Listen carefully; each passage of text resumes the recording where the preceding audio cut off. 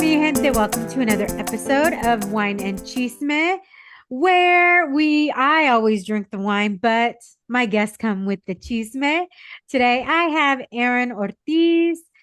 We're gonna be, dishing about wine and AI and how, like, what all of that means. How do we bring wine and AI together and kind of everything in between? So, hola, Erin, how are you? Hi, good. How are you? Happy to be here.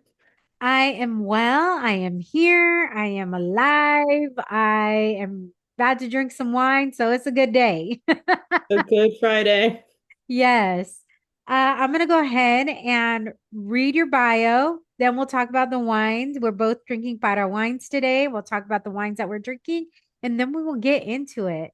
Erin has been in the wine industry for almost 10 years, most of them in account development.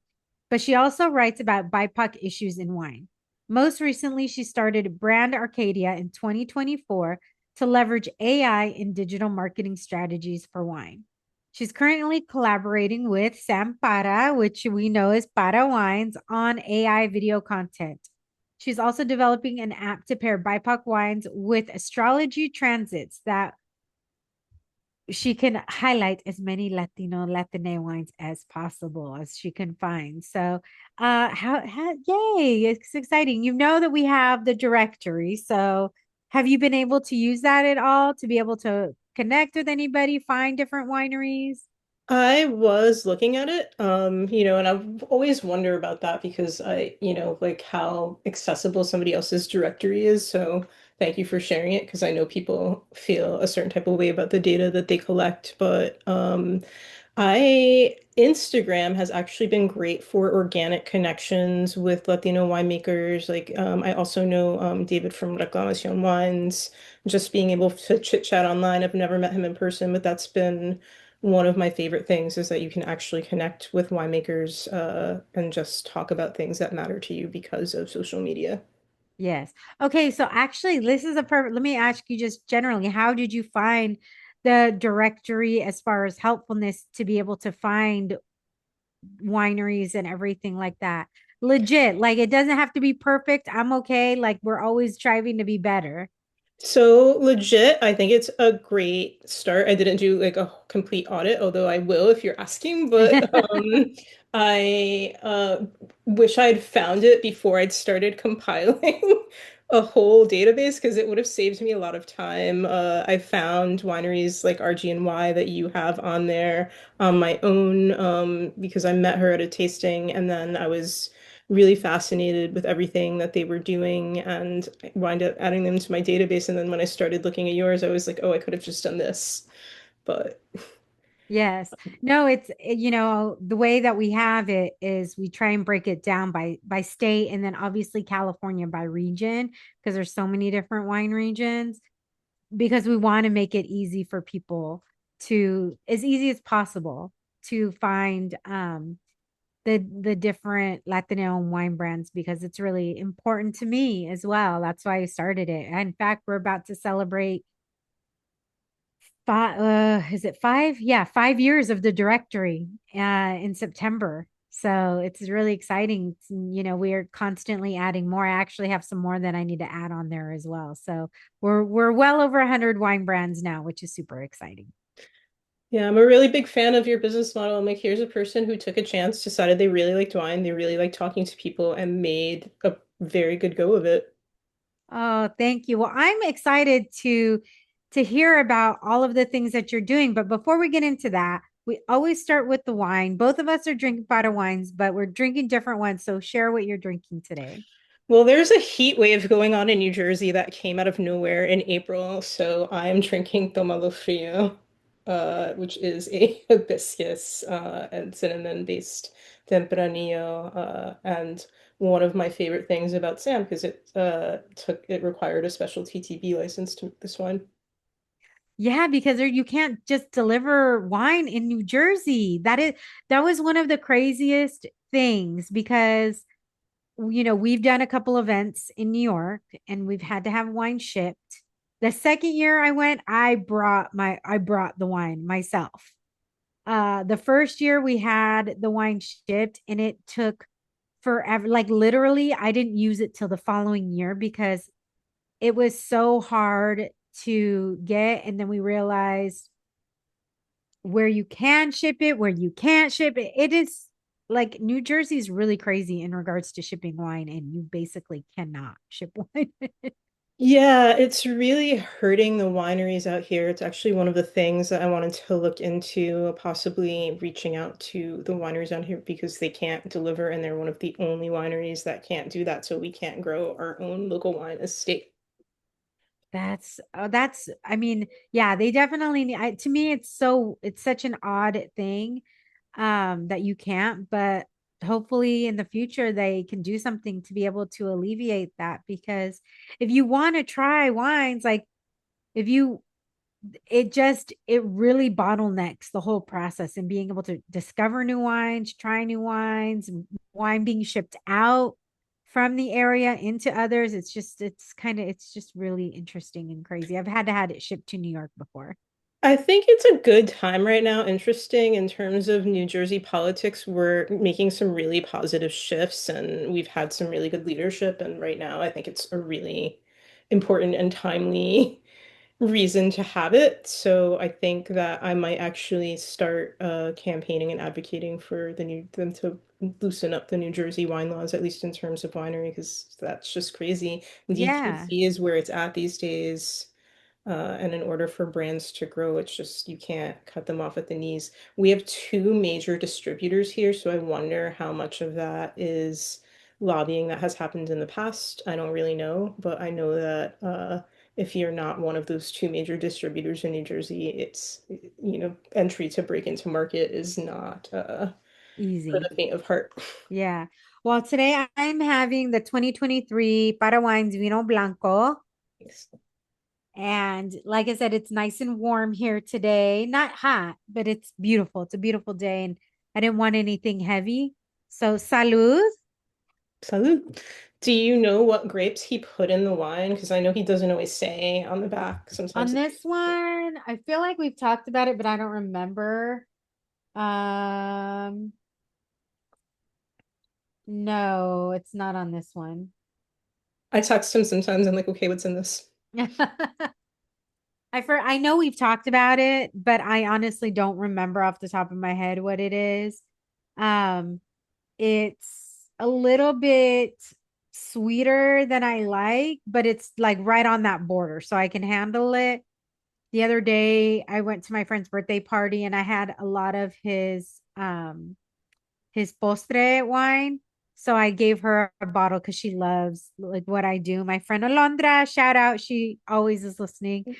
But I gave her, she's like, oh, she was so excited. She's like, oh my gosh, I don't have very much postre wine. I'm so excited. So I love being able to like share the wines with other people that really appreciate it. And she's definitely one of those people who really appreciates the wine.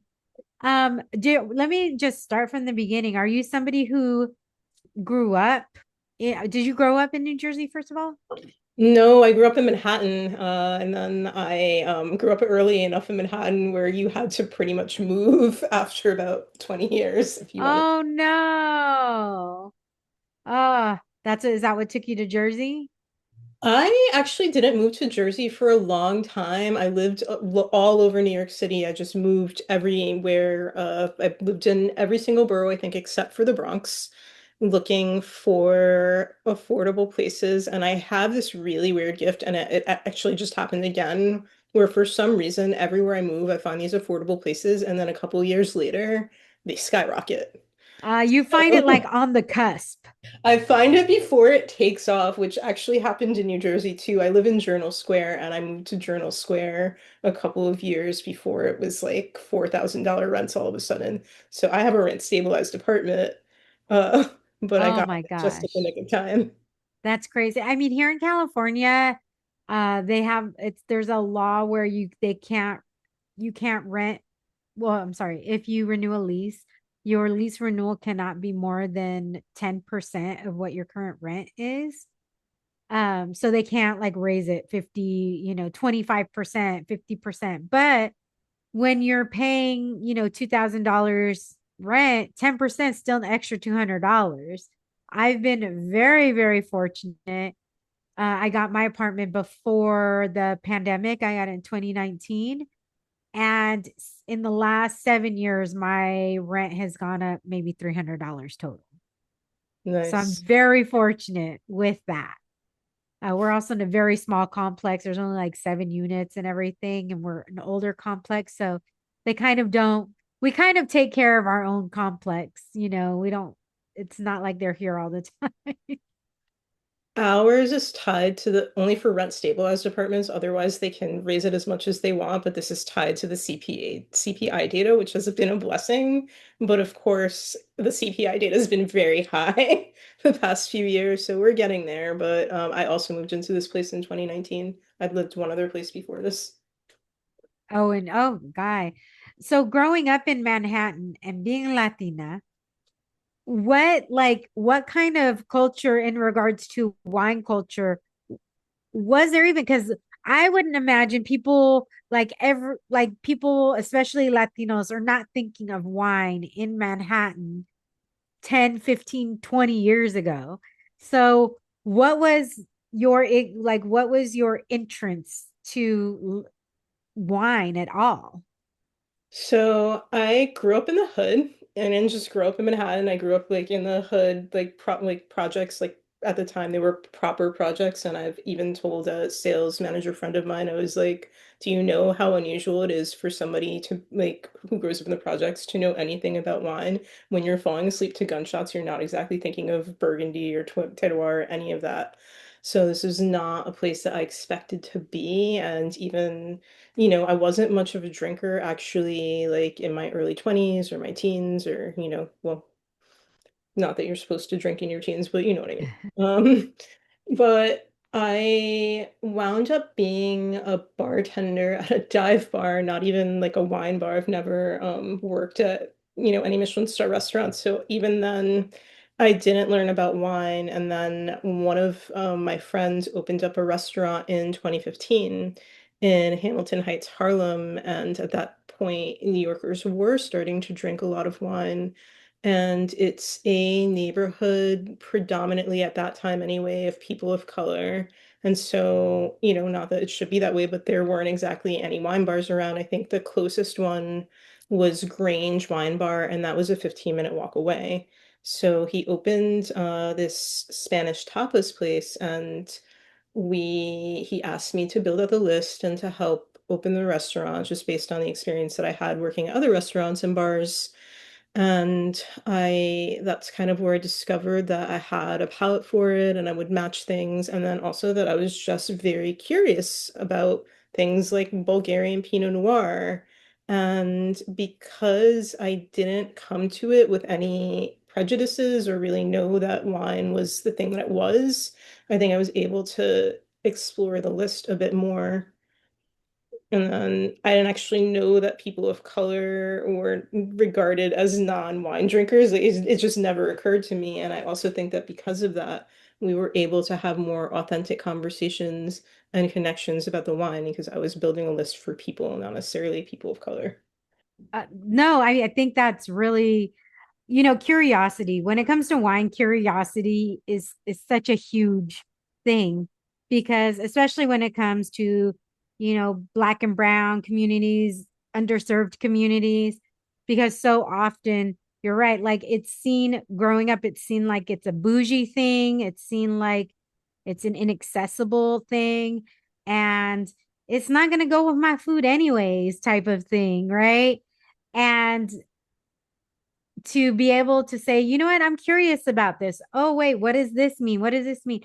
Wait, Bulgaria, they have wine there? How is that? Like, I feel like that's how so many of us get started, right? Is just by, oh, I had no idea Georgian, like there was Georgian wine, that the country of Georgia had wine, and it's really kind of like the birthplace of wine. I didn't have any idea that Mexico, now Mexico, especially Valle de Guadalupe, is getting like a lot of attention, but that's not like there's a different area where Mexican wine was actually born, and it's like one of the oldest, if not the oldest wine region in the Americas, in Mexico. So it's just like so interesting. It's just, not just drinking, but having a curiosity about it. That's how I think so many people kind of end up in the arena, so to speak. Yeah, I think that's true. And I think that when you have a curiosity about it, or at least when I did, I was fascinated even then by the stories of the people who made the wine or where it came from. And so when I would get excited about something, I would look up where it came from, who made it, all of that, and then I would explain it to people. And so even then, I was selling wine before I was selling wine. Oh, you mean like when you were in the restaurants? Yeah, because it never occurred to me not to tell people the story. Like I was excited about the story and I thought it was something cool and I just wanted to share that with people. It wasn't, we never necessarily had conversations or too many conversations about what it tasted like or even where the grapes were grown. It's like this person grew it or this was, why they did it, that sort of thing. Yeah, I think it's so um lovely when you hear those stories, when you're able, like that's one of the things that I absolutely love talking to so many brand owners is everybody has a different story as to why they're doing what they're doing. Everybody has a different story in regards to how they're approaching, making the wine and everything. And there might be similar threads that connect everybody, but ultimately, everybody kind of just has their own heart when it comes to wine and their own vision when it comes to wine. What is the thing that, as you're connecting with other wine brands and talking to other wine brands, what is the collective thing that you are seeing? Like the thread that kind of goes through them all. Well, I think that I'm drawn to certain winemakers.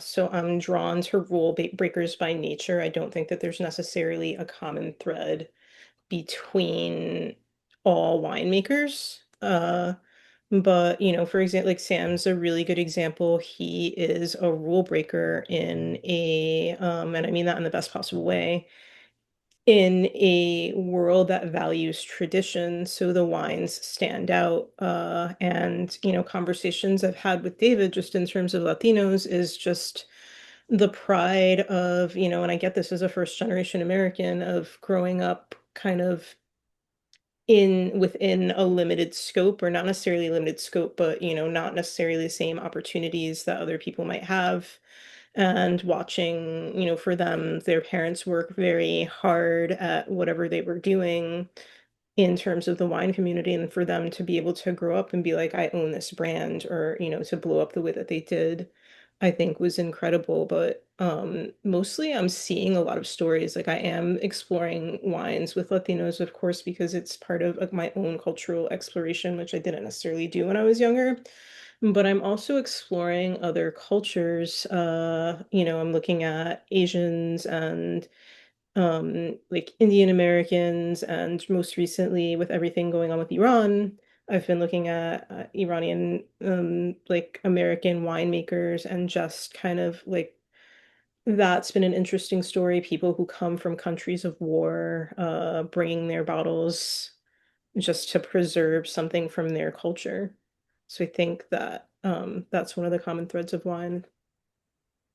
Yeah, I would say, and I think you kind of said it without saying it, is like the common thread is storytelling through wine. I think that's what the common thread would pull out is everybody's having their own story that they're telling through wine. How they, whether it's the area that the people that are stewarding the wine, the area that it's grown, the way that it's done, there's a reason that they're doing all of that, and ultimately they're telling their story. I do think that, and I think it's really beautiful. And then also, just wine is not an easy thing to make, and it's not an easy thing to make well. And I think it requires a lot of humility to be a winemaker, because you're not competing against the elements, at least, not right now as we know it. You're not going to win that battle, and it takes patience and it takes a risk-taking nature. So I feel like you know a lot about somebody who is growing wine and is self-made before you even meet them. Yeah. At one point, because obviously we're in this AI age right now. And I guess we will continue to be, there's good and bad. I do use it for certain things. I won't use it for certain things, right? Like it's I use it kind of as an assistant for what I need to do. It helps me create my show notes because it can do the timestamps a lot faster than I can, right? Um, when did you start kind of getting, as because you are a brand strategist and an AI consultant. So tell me, when did you kind of start introducing or letting AI introduce itself to you and vice versa? That's a good way of putting it because that's kind of how I feel like it happened. AI definitely introduced itself to me. And I got really curious about it. I mostly intentionally started getting into it in early 2024. Just research. And then even though I know that it's personality, like driven, it's coded in there, it's very easy to have conversations with it sometimes. And that helps open up an entirely creative path that I didn't think I had explored beforehand, but I got into prompt engineering because we were still relatively early on what that was. There were no real frameworks. There was no video at all. And we were pretty early into images and like maybe we knew some Mid-Journey and we were photoshopping out the extra fingers and stuff like that. But the early phase and even the phase now is a lot of experimentation. So how did you figure, okay, as a brand strategist, then you're like, okay, AI's here. What the heck do we do with it? How do you bring those two worlds together without taking out the heart of what you're trying to share? So I think there is a way to use AI to enhance and co-create without letting AI do your thinking for you. And, when you think about it, it's who hasn't really wanted somebody that you can bug at like 3 in the morning and be like, here's my crazy idea, right? And like help me flesh through it. And you don't have that. That's originally the reason I looked at it. It was like, I don't have to bug my friends about this crazy thing. I can just like kind of flesh it out from here. And so I think that that was a big part of it. And that I saw it as more of a storytelling tool. Like it's called a large language model. And so I thought that it was an ideal time for writers who had the advantage just in terms of language to really be able to communicate and get ahead. And even vibe coding these days is basically about how good you are, how good your grasp of language is, because you have to communicate to this machine in words that it understands. Oh yeah, absolutely. And it has to also, and especially now, because if you want it to be able to help speak in a particular voice, you have to be able to communicate what that voice is. Whether it's, I want it warm and friendly, or I want it professional. I want it like all of those things kind of get embedded into how the information that it's spitting out. So when you, for example, working with Sam and working with Para, or how to actually, let me, before I even ask that, how did you say, okay, you know what, now I want to really apply this to, you know, to wine and to wine brands, and how, like, what is the things that you need to connect from the brand to AI to create something that is authentic to the brand, yet not so off-putting that people are like, oh my gosh, AI. So that was a journey, right? Because there are definitely still some pretty hostile voices out there, but I noticed that they get quieter and quieter by the day. Uh, so the first part of this is that similar to what we're doing right now, it helps to be good at interviewing somebody and sussing out their story in this first place. I actually think AI is a wonderful platform for storytellers in particular, um, because you can tell it across so many mediums. But you would get a sense, of interviewing somebody to get a sense of their story. And I had some advantages with Sam because I've interviewed him before. I've written an article about him before. I was already in love with the idea of like a third generation winemaker who's a community builder and making all of these unique things, in part because I think that when nobody has built a table for you per se, then you start naturally creating things outside of the scope of what is acceptable. You have to, it drives innovation. And so I think that Latinos in general are people who tend to be very innovative because the table hasn't necessarily been built for us. So with AI, I actually think right now there's this unique opportunity to stand out in the space, and I'm focused on brand strategy, not just with wine professionals, but very specifically with the BIPOC community, with boutique winemakers, with people who aren't necessarily as visible as they could be, or as big as, say, a commercial brand.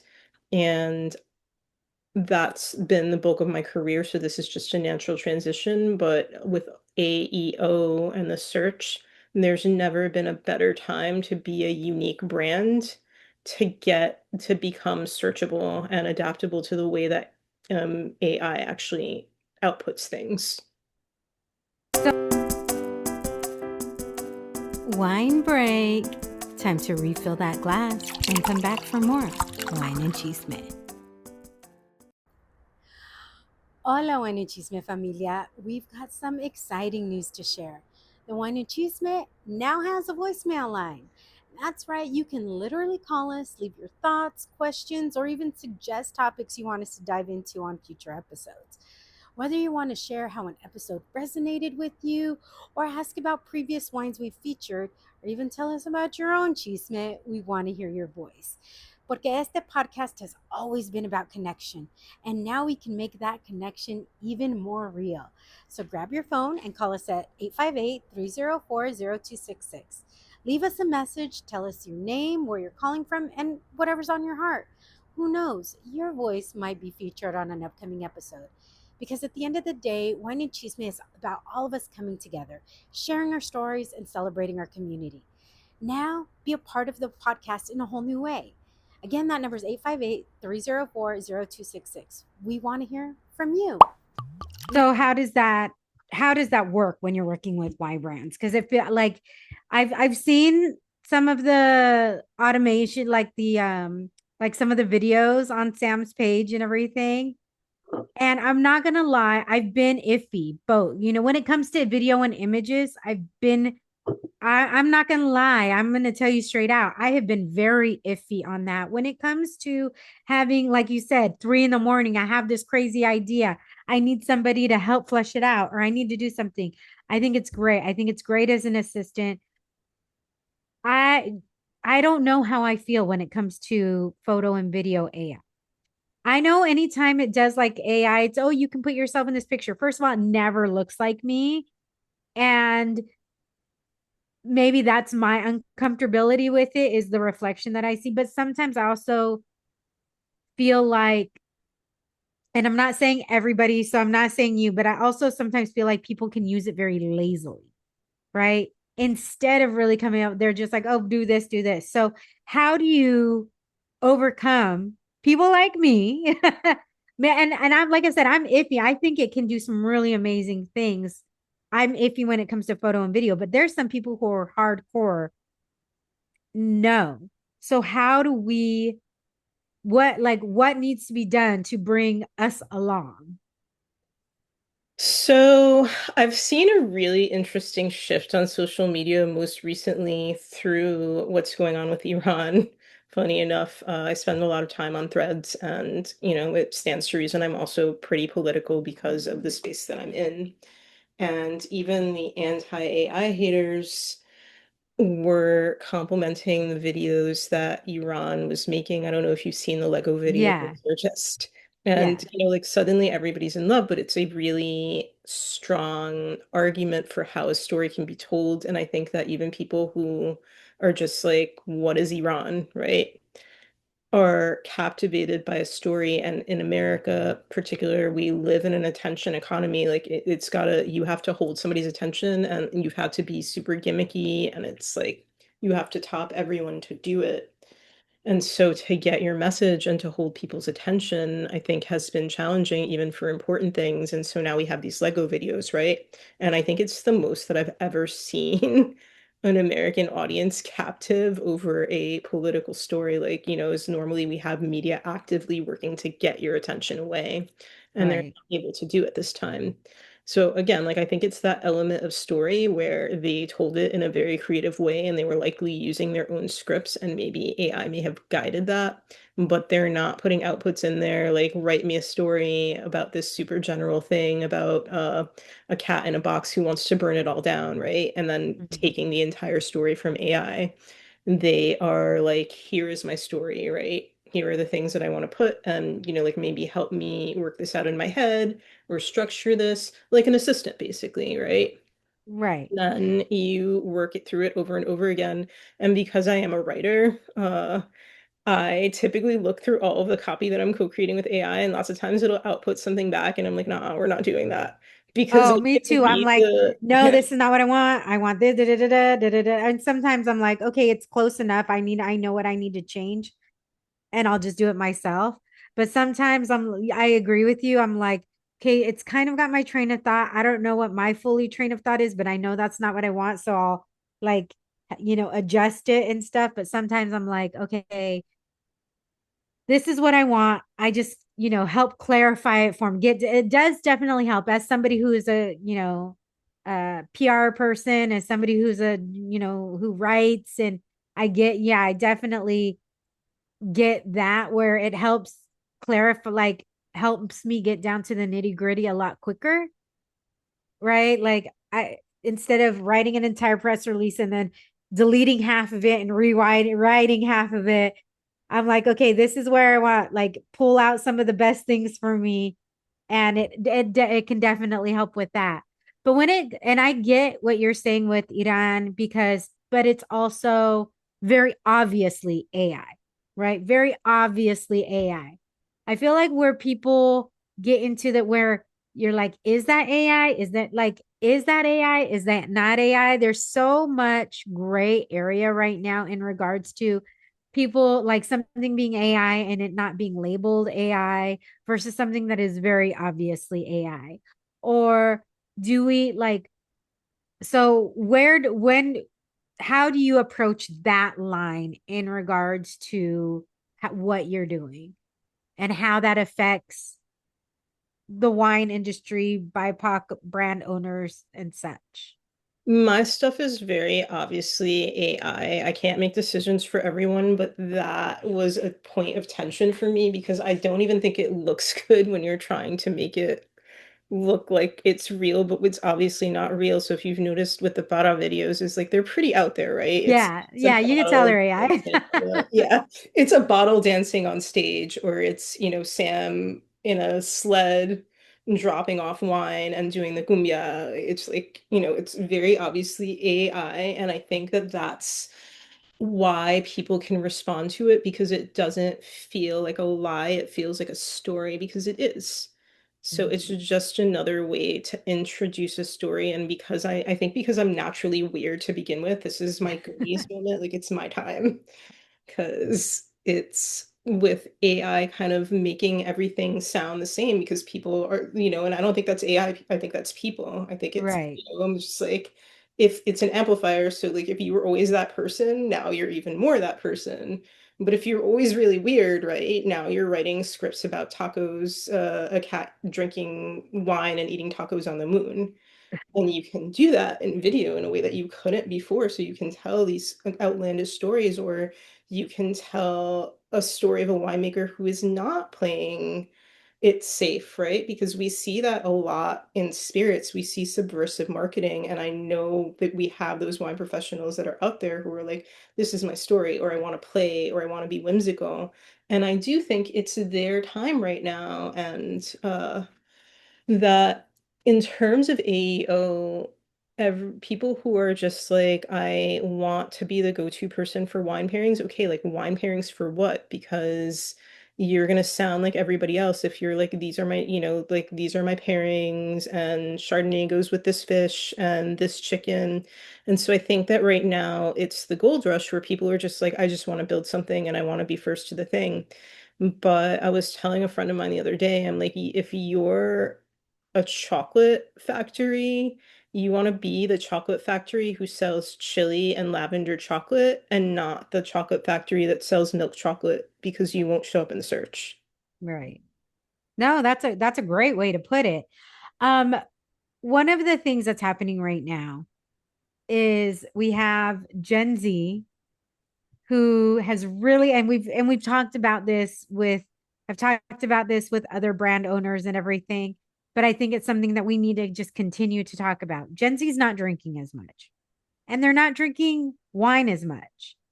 Um, how can or how is AI, how can, or I'll just say, how can AI be used to tell stories that would intrigue Gen Z to want to dip their toe into wine? I know that Sam is doing, is one of the first, especially Latino wine brands, to come up with the canned wine in his space, which I think is definitely something that, especially for younger people like my age, we will open a bottle and drink it like nothing. My husband and I just did, right? We went out to dinner, had a bottle of wine, we finished it, no problem. But younger generations aren't doing that. They are, about ease, or they're in California. They are California sober, which means they're smoking weed but not drinking alcohol. There's a big mocktail community, but wine is dropping off. So how can AI be used? Because I know one thing that you said is, you know, the wine industry tends to cling to tradition, uh, and longer than it should. So how do we bring what winemakers want to cling to in regards to tradition? How do we pair that with AI, and how do we address that to bring more people along on the wine ride, on the wine train? Well, since you're in PR, I already know that you know that the first rule of good marketing, good PR, good like amplifying your voices is to listen to your audience and to know your audience in the first place. So I think that with wine, a lot of the time, people are selling a product because they think it's good and they're not selling a product because their client thinks it's good. And you see that, with all messaging is ironically, like my doing my own messaging and building my own brand is one of the hardest things I've had to do because I can tell somebody else's story, no problem, but telling I my own. feel the same way. When it comes to other people, I could write a press release. I could do all the things. When it comes to me with wine and cheese, I struggle when it's for me. I totally understand. Yeah, building in a business, this is an identity crisis. It's like, okay, who am I? Like, what am I saying? But I do think that rumors of Gen Z's drinking, I mean, they said the same thing about millennials. I'm like, give them a few years and some credit card debt. Like, in this economy, who wouldn't? But Give them a few years and some credit card debt. They'll be pouring the wine. yeah, the wine will pour out, and people are like, Gen Z's not drinking. I'm like, are they not drinking, or are they not drinking your product, right? Because there, for at least for a while, was data that they were drinking spirits because spirits has more subversive marketing. They're not ignoring their audience. They're not thinking they're above it.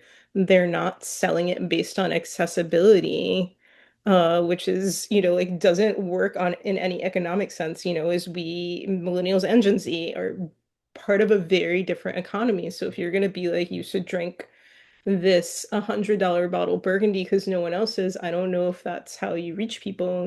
Yeah. No, totally. And let me share a little story with you. One of my nephews is a duck at the University of Oregon, and he just joined a fraternity this year and everything. And he's telling me, "Oh yeah, Thea J, we have wine Wednesdays." And I'm like, "You do?" He's like, "Yeah, we do wine Wednesdays." He's in college, right? So they are drinking wine.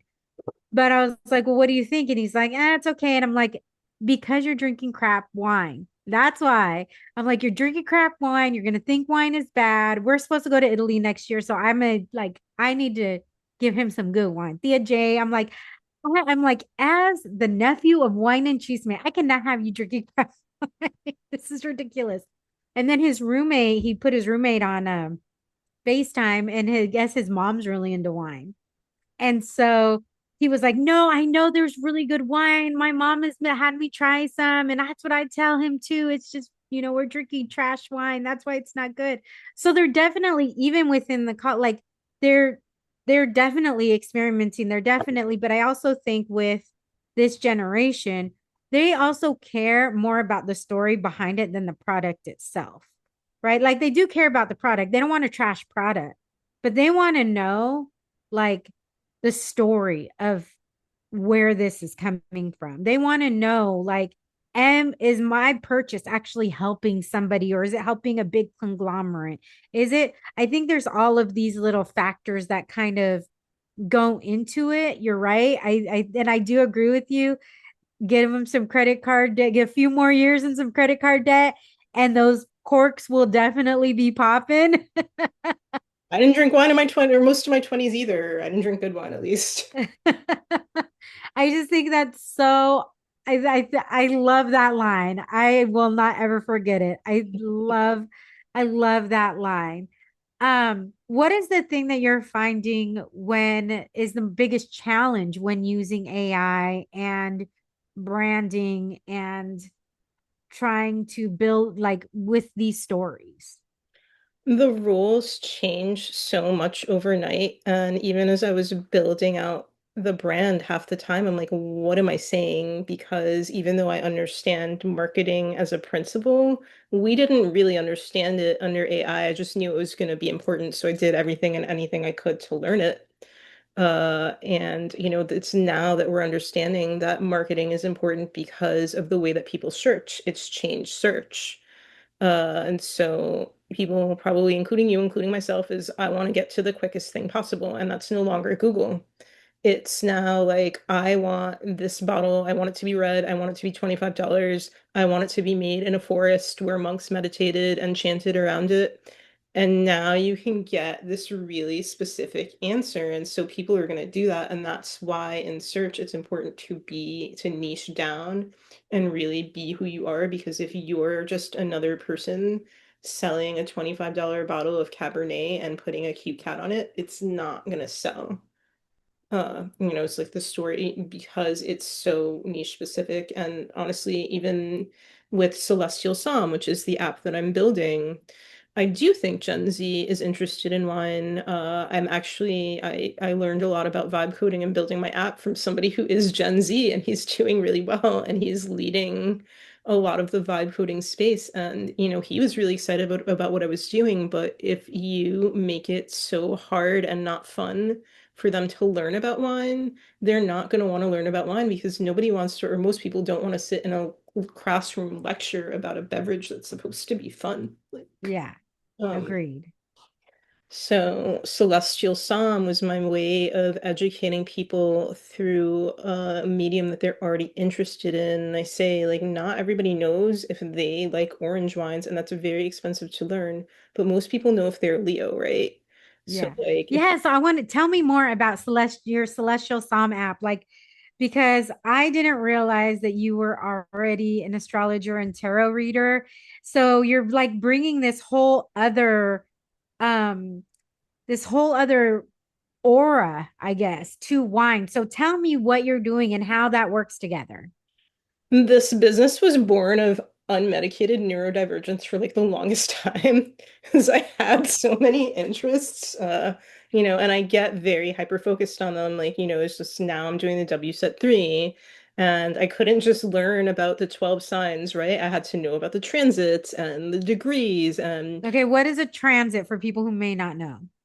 a transit is basically like it changes the energy of your chart. Like, let's say that your chart, right, it's specific to your thumbprints, and you're sitting in a neighborhood, and then like the wind blows by. It changes the entire energy of everything that's going on. So it's basically like the planets circle your planets, and that tells you about what's going to happen in your life. So I'm teaching a class on this right now, so I really should have been able to explain that better, but I'm teaching an astrology, a beginner class for astrology or astrology for beginners class as we speak. It's okay. It's, you probably weren't expecting that question, but okay, so how now tell us how that works with wine pairing and what is your app doing? Like tell us about all of it. I want to hear about all of it because it's so interesting. So the original app, right, or basically is you're going to be able to interact with the app and be like, I'm a Leo, or like get interviewed, and you're going to get a wine based on that, based on a conversation that you have with an AI that takes the time to get to know you and what you're really like, because you may not like red, right? You may not have $50 to spend on a wine. You may not like wine from California. It's just like, so it has to get to know you first. And I think I discovered that because a lot of times I would talk to AI, and sometimes I feel like I would have better conversations with a robot than, I'm sorry, I've had with some people.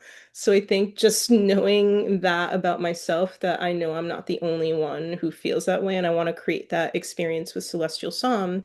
And I know that there's a lot of people out there who also love astrology for the same reasons that I got into it in the first place, is that, we live in a world that's very uncertain, especially now, and we all want to know ourselves and to feel like we are seen on some deeper level. And astrology really accomplishes that for a lot of people. So if you're a Leo, right now you're a Leo and it roasts you, like it gives you your personality and it teases you a little bit, because I think that's a fun way to learn about astrology. And that's your initial introduction into the app. And then it gives you a story of winemakers so far that I've curated, and it's like, this is their brand. This is why they're like a Leo. This is what they did, right? That's very much your personality. And this is how they farmed, like things that Gen Z I know looks for. Like I look for it as, and I'm the eldest of the eldest millennials. I still look for that.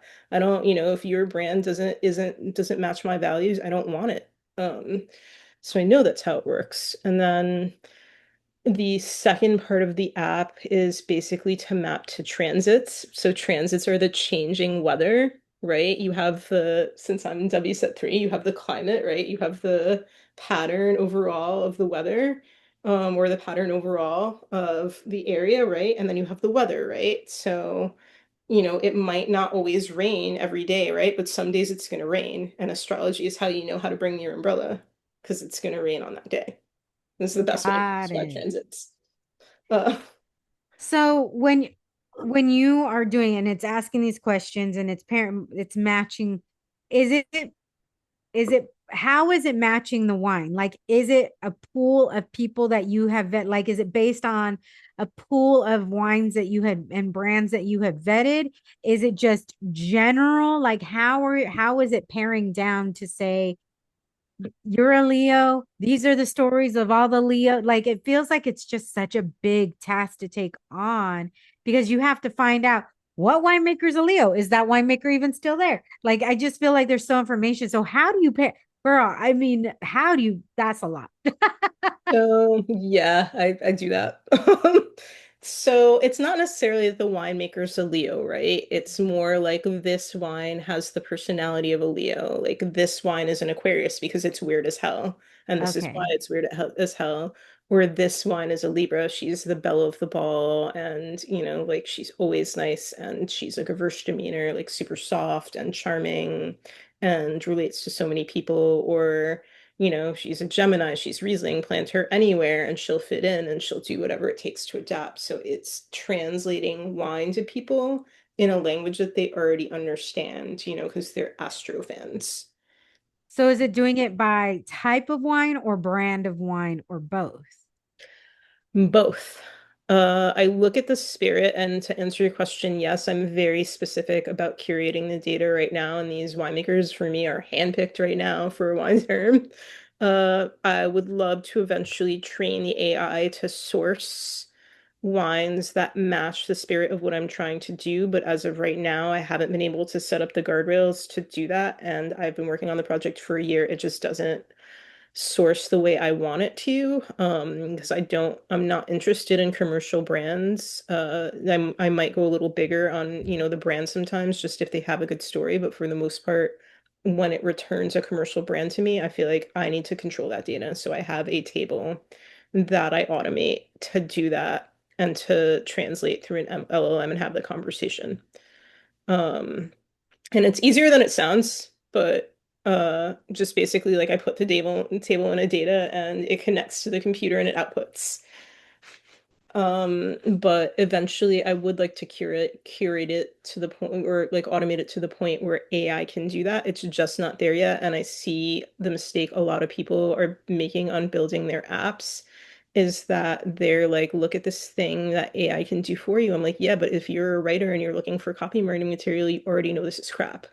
So like Yeah. now I don't want to go back to your product. Ooh, that's a lot, girl. I mean, that's a lot of work. And I wish you well in that. Seriously. Thank you. I'll need No, it. when it launches, let me know. I would like we can get on a live, we could whatever. Like I want to try. I can't wait till it's available. I want to be one of your beta testers.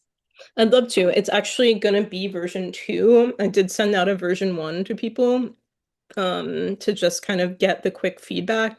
And I'm gonna incorporate all of that into version 2. I already have the outline of everything I want to do. It's just unfortunately my imagination and my vision are so much bigger than my skills sometimes. Like, I understand. I understand because I'm working on things right now that I wanted to have released this year. And it's going to be next year because it's just so much. And especially for even with, there's certain things that AI just can't do, or I don't want it to do, right? Because where do you draw the line when it comes to AI and being a strategist and in this world? Do you have a line that you draw in regards to how you would use AI when it comes to wine and communities of color? so there's a few sensitive topics when it comes to AI and communities of color, and that's what I got from using it in the beginning, very beginning. Like there was something called a bias mitigation prompt. And I was annoyed that we needed to have a bias mitigation prompt because AI is inherently racist. It's gotten better about representation, but that's based on all of the public training data that came. And when you think about who trained it in the first place, because it's been getting trained since the 60s, it makes a lot of sense that unfortunately people of color are not represented in the most ideal ways. And I would play with it in all sorts of ways. Like I was making tarot cards, I was making coloring books, I was making everything when it first came out. And it would give me some very unflattering pictures of minorities or like, have certain stereotypes where it wasn't okay. And then when it came to women, like I'm a curvy girl and it was very hard to get it to the point where I'm just like, okay, like I had to be like, okay, like add like 50 pounds or whatever to, because it would make me like this supermodel, like just very unrealistic thing. And it took a lot of skill to get there. And it took like the right tools and the right apps to figure out how to make a more realistic me. The tools have gotten better, but that's one thing when it comes to minorities is I think that there needs to always be the listening, the authentic storytelling. Like I'm much more hands-on with the way that I market still, and I don't let AI automate things. I may have a freebie tool for people where it's just like, okay, like if you want some generic copy that you can workshop, then type it in and maybe it gives you something to work with. But if I'm working with you, you're filling out a form and we're curating and we're telling your story and we're using AI to amplify your voice, but I am not using AI to create your content, or I'm not using it to like let it create all of your content because it's going to sound really boring and robotic and not like you. So Yeah. that is a line that I won't cross. No, I appreciate you answering that. I get it. I write a lot in Spanglish, right? So it's definitely gotten accustomed to that and writes things and will do things in Spanglish for me. Because and if it says like certain things, I'm like, that does not sound like me.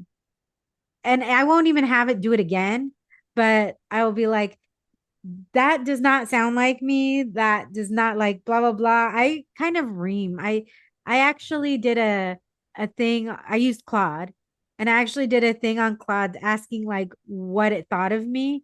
And they were like, and it would do this long thing. And they're like, you're a perfectionist, but I appreciate that because you tell me when I'm wrong. You tell me when I don't give you I mean, that's like the basics. There was a lot more to it, but it was just kind of funny because I wanted to see like what this AI is getting from me. Right. And what it's getting from me is that I don't think it's good enough. I like Claude. Claude is saucy. Yeah. So I guess he is going through Yeah. some growing pains right now, because I don't know Yes. scaled for people, but Yes, exactly. What AI platform do you use? I use Claude a lot, but I also use Gemini. In the beginning, it was all ChatGPT, but uh, Done I with it. Done with Chat GPT. yeah, it's the ethics always bothered me. I didn't like at that time, I still felt like it was very important to be early to this and to really understand how to use the tools. And, it's because of that that I'm able to have strong positions and be like, we are doing this and we're not doing this, and this is why. And it comes from like learning through my own early mistakes with using it, about how much you can really let it write for you or do for, things for you. But it's, like the OpenAI ChatGPT has always been like whatever's going to make us the most money, and it comes at a cost that's too great for what I think it is. I'm actually going to be focusing like heavily on AI ethics probably within the next year, to make sure that that's implemented into my brand, and then to also like help other people shape that, because it's possible Europe's doing it right, but that it depends on your values. Anthropic Claude is one of the OGs of making sure that AI was curated in an ethical way. It was Claude, Anthropic, and Hugging Face. And then I think Gemini is really good for when you have long, sort of not that complicated tests, because it's got a higher token count, it's not ex expensive as Claude. But if you want something done, like I'm working on a thing with my website right now, and normally I'm just like, okay, like if I want to knock this problem out in 5 minutes, I need to use Claude. You've also written for Corked and Uncorked and Cultured. I've been featured in Uncorked and Cultured. And actually, Sadeo was the person who interviewed me, and then he's also been on the podcast. So, what is something that you have kind of learned maybe about yourself and about your approach when working with like as you've gone through these interviews, as you've talked to people, as you've written and been published in this online resource for, for BIPOC, for communities of color and wine. So I think that I have learned, first of all, I've learned better interviewing skills, and to come prepared, and I extensively research people's stories before we ever sit down, because I want to have a conversation that nobody's had with you yet. Otherwise, we're all saying the same thing, right? And we don't need AI to all sound the same or unoriginal. Right. It just gets you there faster. But I think that even the basis for Brand Arcadia and for Celestial Psalm, I learned through writing. I learned how much I love speaking to winemakers specifically and their stories specifically, um, and that they have the needs that they have. And then I also learned to take chances with stories. Like I recently wrote a story not for Uncorked and Cultured, but for a magazine called Fractal Magazine, and it was about the ice raids and how they hadn't touched Napa Valley. And that's actually how I met David. It was through Instagram. We were both kind of salty about like the hypocrisy of the ice movement, ice raids at that time that weren't hadn't Mhm. yet escalated, and that it hadn't really touched Napa Valley, and we felt that it was money driven, and we felt that, Absolutely. yeah, like billionaires were very protected. And I was scared to write that story, right? It was like it's been a journey to just be like, if I have to water myself down to make myself likable, then like it's the cost is too great. And so I wrote the story, but it was nerve-wracking because I'm talking shit about Napa Valley, having like been a wine writer symposium like just last wine writer symposium fellow just last year. And but I just thought like telling that story in a way that was authentic, not watered down, not PC, was so important to our community. No, I agree. I think that's if you want to send me the link, I'll make sure to include it in the show notes. Oh, okay. Erin, I want to make sure I know you're in the in the beta stages of your app and everything. So when that comes out, make sure to let me know so we can promote it and share it. But I want to make sure if there's anything else that you want to share that you have the opportunity to do so. So the floor is yours, my friend. Oh wow. What do I want to share? So when I kick off the Brand Arcadia site that I'm now redesigning for the third time, I don't know if you go through those stages where Yeah, that's what AI cannot do for you if you're motivated to stand out and to curate your brand. It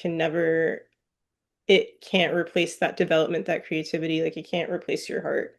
But it can do a lot. It can get you 80% of the way there when it comes to your strategy and your content creation and your research. But as I release Brand Arcadia, the new mission is to make sure that I'm specifically drawing out people's unique stories and their unique purpose, and that we're getting people on search, and that we're making sure that brands that have incredible products, but not necessarily the capital, really benefit from what I think is this golden age of AI, where like it's not as crowded as it will be in a year.